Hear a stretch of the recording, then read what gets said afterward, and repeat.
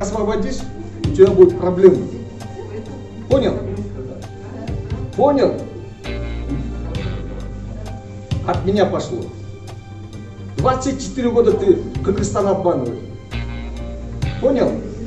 Я сюда свои охраны ставлю, никто не заходит. Я тебе предупредил за тот раз. Ты попросил 10 дней и хочешь еще дальше что ли обмануть?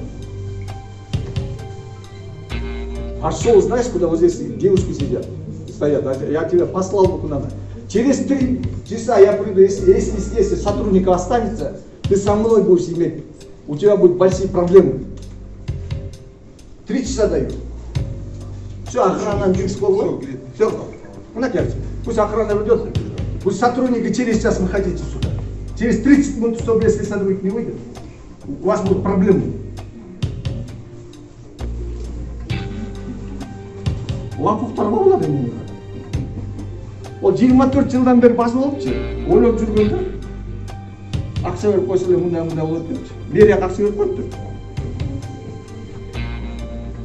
Понял, да? Через 3 часа приду, все выйдут. Вот здесь охрана моя будет стоять. А твою я волосы сам постригу.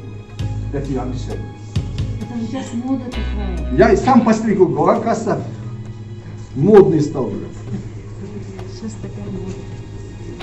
Мен охрананыкы бизекен киргизгиле пусть Кудрет, который я сказал, то операция будет, Кудрет я бесплатно сделаю. Через 3 часа приду. Если ты здесь будешь, у тебя будет проблема. Зубы посчитаю тебя по одному. Это можно расценивать как угрозу, да? Это не угроза, это любовь. Ну, мы пишем на видео без проблем.